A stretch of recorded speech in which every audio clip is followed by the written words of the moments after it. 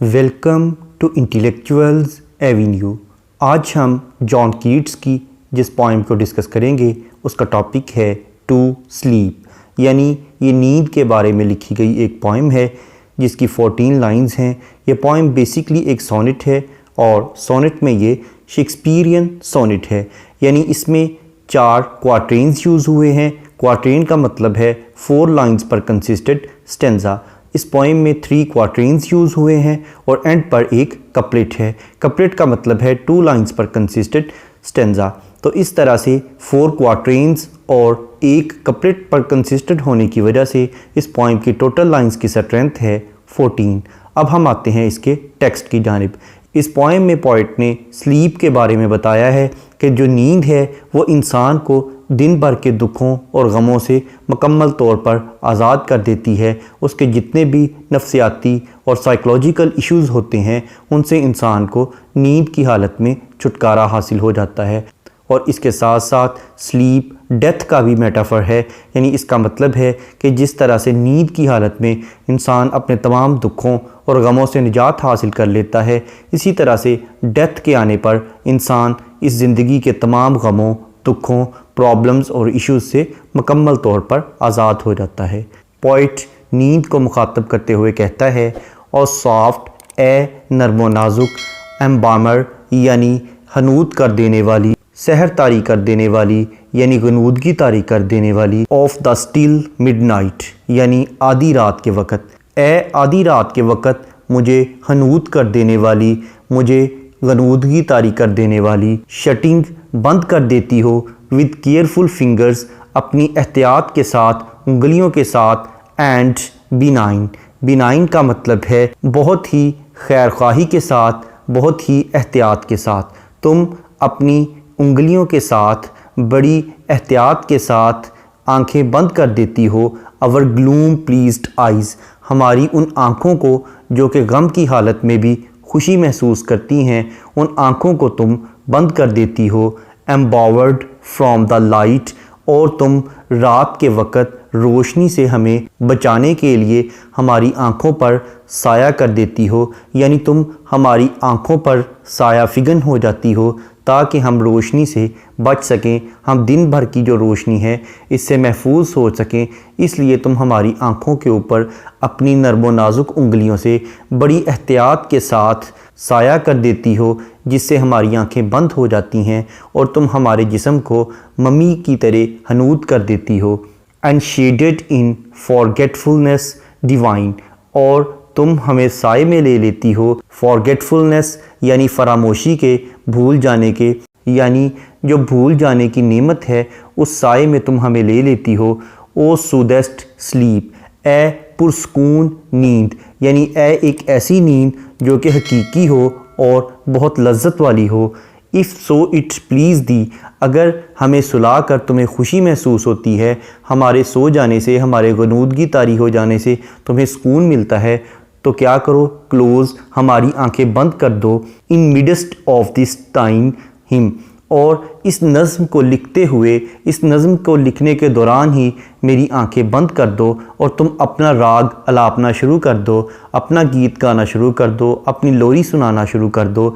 माई willing eyes, मेरी आंखें बिल्कुल तैयार हैं नींद की वादी में जाने के लिए, यानी मेरी आंखें नींद की वादी में जाने के लिए तैयार हैं। इसलिए अगर तुम्हें मुझे सुलाकर खुशी महसूस होती है तो इस नज़्म को लिखने के दौरान ही मुझे सुला दो। और वेट द एमन, या फिर मेरी नज़्म के मुकम्मल होने तक का इंतज़ार करो, इसकी तकमील तक ठहरी रहो। इससे पहले, का मतलब है बिफ़ोर, यानी इससे पहले। दाई पॉपी, तुम्हारे जो पॉपी के फूल हैं, खशखाश या पोस्त के फूल हैं। थ्रोज अराउंड माई बेड, वो मेरे बिस्तर के इर्द गिर्द फैला दें, फेंक दें। इट्स ललिंग चैरिटीज़, ललिंग का मतलब है पुरस्कून तरीके से लोरी देकर सुलाने की कोशिश करना। चैरिटीज़ यानी खैरात। ए नींद, तुम्हारे जो पॉपी के फूल हैं, इससे पहले कि वो अपनी खैरात के तौर पर मुझे लोरी देकर सुलाने की कोशिश शुरू कर दें, इससे पहले ही तुम मुझे सुला दो। देन सेव मी, और फिर मुझे महफूज रखो। और the past day will shine upon my pillow, और मेरे तकिए पर आने वाला दिन चमक उठेगा, ब्रीडिंग मैनी वोज़, और ये बहुत ज़्यादा तकालीफ़, गमों और दुखों को बढ़ोतरी देगा, इनमें इजाफ़ा करेगा। यानी जो दिन की रोशनी है जैसे ही वो मेरे पिलो पर पड़ेगी, यानी मेरे बिस्तर पर जैसे ही सुबह की रोशनी नमूदार होगी तो मेरी ज़िंदगी में दुख व अलम आना शुरू हो जाएंगे, मसाइब और तकलीफ़ें आना शुरू हो जाएंगी। इन सब चीज़ों से मुझे महफूज ही रखो। सेव मी, मुझे महफूज रखो फ्राम क्यूरियस यानी मुतजस्सस या मुश्ताक किस्म के, बेचैन किस्म के कॉन्शियस ज़मीर, मुझे मुतजस्सस ज़मीर से आज़ाद कर दो।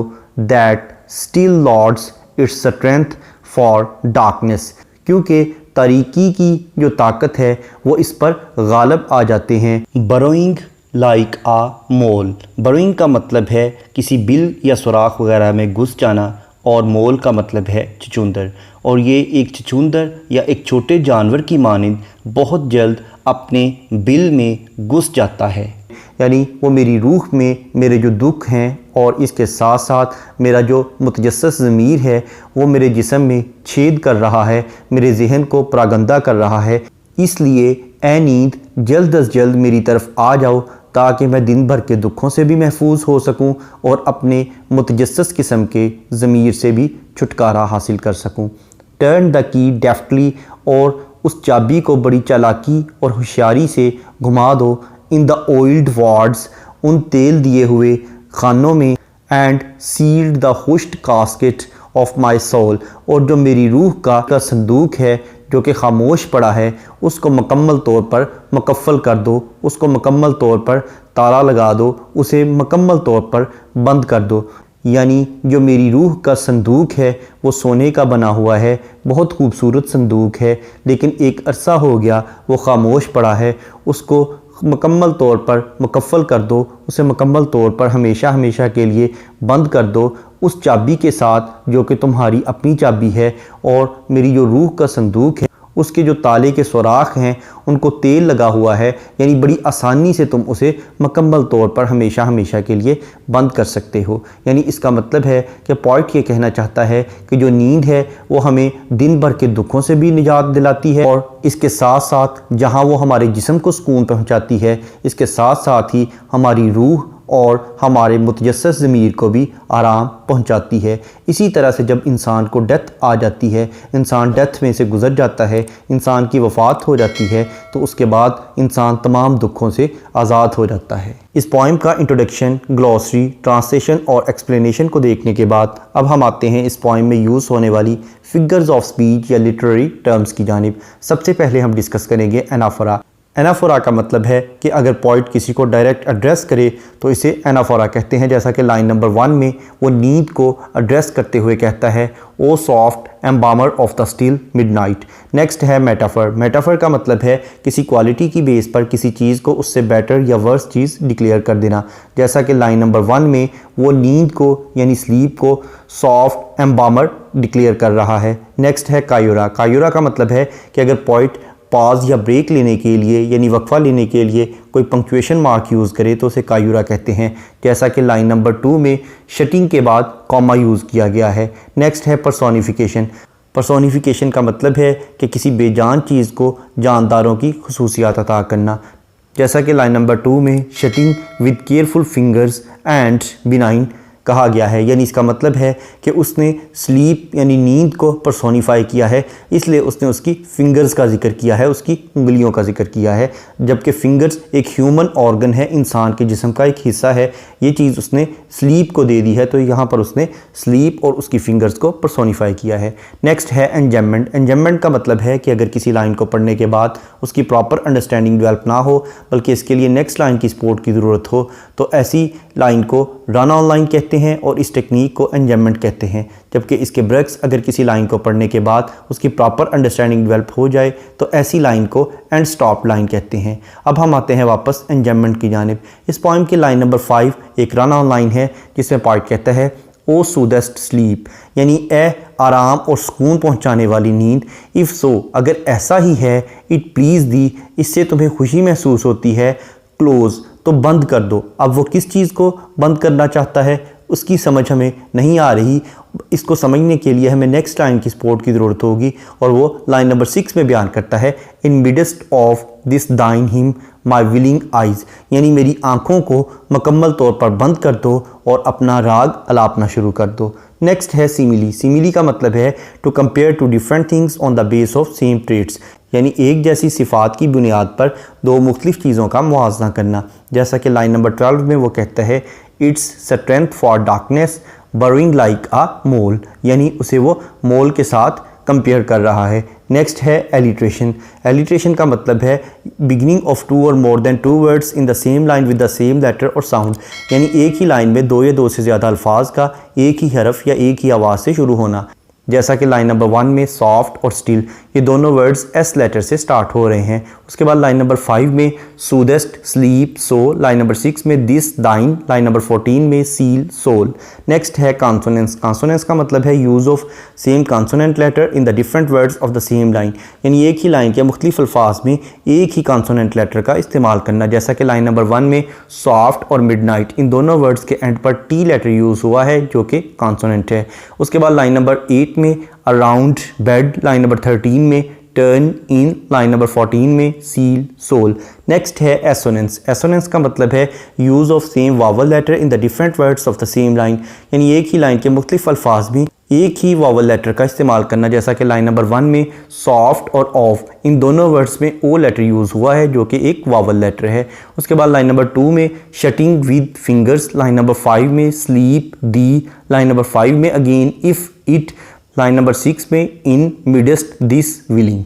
इसके बाद इस पोएम में पोएट ने बहुत से इमेजेस भी यूज़ किए हैं जैसा कि midnight, fingers, eyes, light, Poppy, bed, pillow, की, कास्केट। उसके बाद अगर हम इस पोएम के थीम को देखें तो इसमें स्लीप का जिक्र किया गया है और मेटाफोरिकली डेथ का भी जिक्र किया गया है कि नींद और मौत ऐसी चीज़ें हैं जो कि इंसान के गमों को और इसके साथ साथ इसके मुतजस्सिस ज़मीर को भी हमेशा के लिए खामोश करवा देती हैं। इस पोएम में जिन लिटरेरी टर्म्स और फिगर्स ऑफ स्पीच का जिक्र किया गया है, इन तमाम फिगर्स ऑफ स्पीच और लिटरेरी टर्म्स को डिटेल में समझने के लिए इसी चैनल यानी इंटेलेक्चुअल्स एवेन्यू पर लिटरेरी टर्म्स या फिगर्स ऑफ स्पीच की प्लेलिस्ट को विज़िट करें, जिसका लिंक नीचे डिस्क्रिप्शन बॉक्स में भी मौजूद है। Thank you for attending this lecture.